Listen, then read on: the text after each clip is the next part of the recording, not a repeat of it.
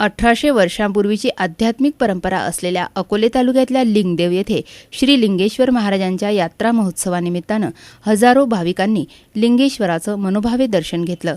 पारंपरिक, सांस्कृतिक आणि मंगलमय कार्यक्रमात झालेल्या संगीत आखाडी याची देहा याची डोळा प्रचिती भाविकांना आली. महाराष्ट्रातील सर्वात प्राचीन परंपरेचा हा सांस्कृतिक वारसा लिंगदेवनं जतन करून ठेवलाय.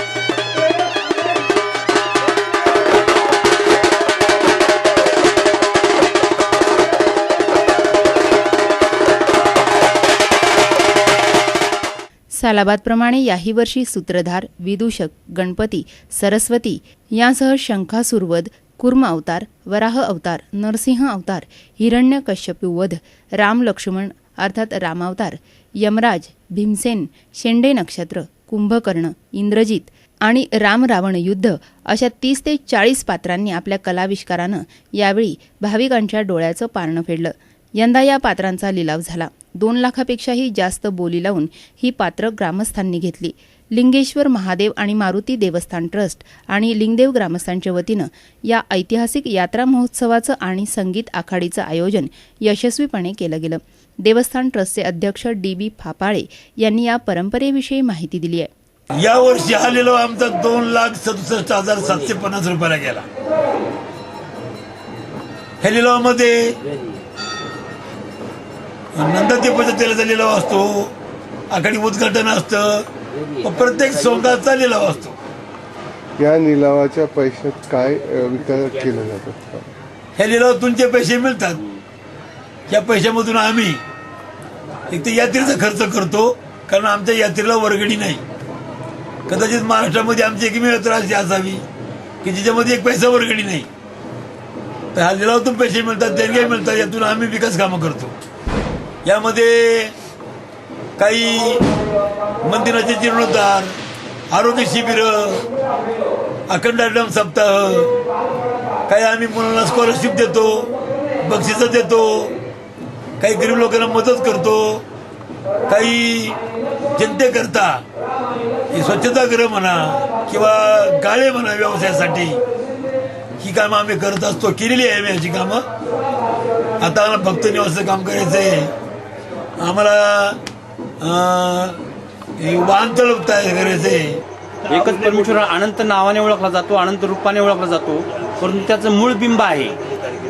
ते मूळ बिंब हे इथेच आहे. म्हणून त्या शिवलीला ग्रंथामध्ये सांगितलेलं आहे, जैसा ऐसा माझा चंद्रमौळी सूर्यबिंब निघे उदयाचळी. अशा प्रकारे मूळ बिंब आहे आणि ही त्याची प्रतिबिंब किंवा किरण समजायची.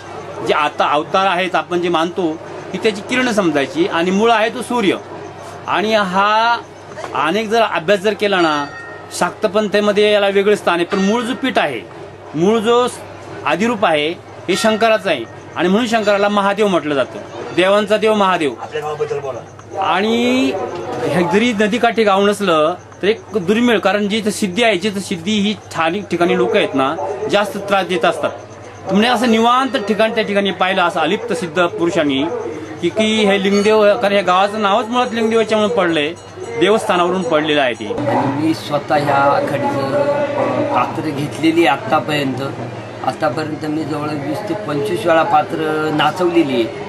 ती पात्र मी आत्तापर्यंत मी जवळजवळ 10 लाख रुपये घालवलेले नाचवण्यासाठी. आमच्या गावचं असं वैशिष्ट्य आहे का ते वैशिष्ट्याचे आमच्या गावचं पहिल्यांदा निलाव होतो तो आखाडीचं उद्घाटन. आज आखाडीचं उद्घाटन आमच्या गावचे कॉन्स्टेबल पोलीस राजेंद्र पंढरीनाथ कानवडे यांनी तो निलाव घेतलेला होता. महाभारत, हिरण्यकश्यपू मी स्वतः घेतलेला आहे आत्तापर्यंत 15 वेळा. तो 20,000 25,000 अशा मापात घेतलेला आहे.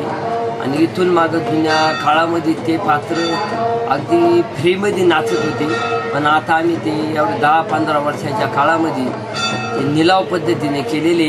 ही आमच्या गावातली अशी परंपरा आलेली का ह्या लिंगेश्वराच्या मंदिरासमोर बाईला कुठे डान्स करता येत नाही किंवा तमाशा लोकनाट्य चालत नाही. मग ह्या ठिकाणी फक्त ह्याच ठिकाणी अशाच पद्धतीचा कार्यक्रम साजरा होतो. आणि ह्या कार्यक्रमाकरता जवळजवळ आमच्या गावातली जे काही बाहेर असतील, मुंबईला असतील, पुण्याला असतील, नाशिकला असतील किंवा दिल्लीला असतील, तरीही ते ठिकाणी नोकरी करणारी मंडळी आमच्या गावाकडं येते आणि ह्या पद्धतीनं लिलाव घेऊन या ठिकाणी नाचतात.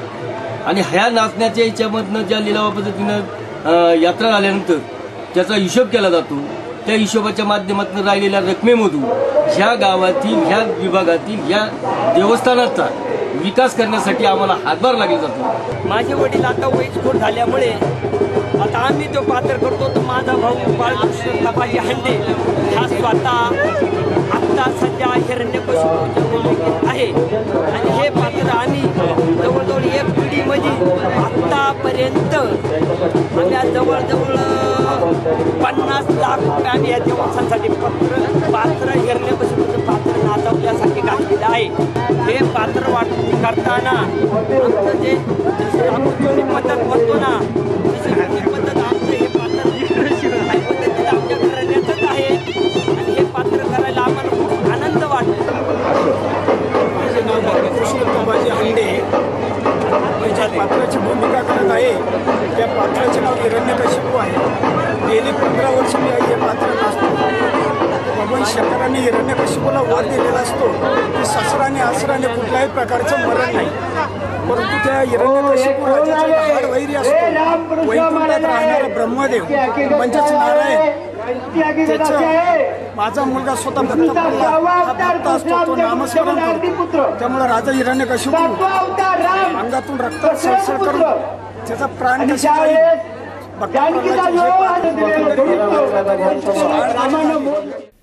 राज्याच्या कानाकोपऱ्यातून आलेल्या भाविकांची यावेळी उपस्थिती होती. सी मूव्हीज अँड न्यूजसाठी प्रतिनिधी सुभाष खरबस, अकोले.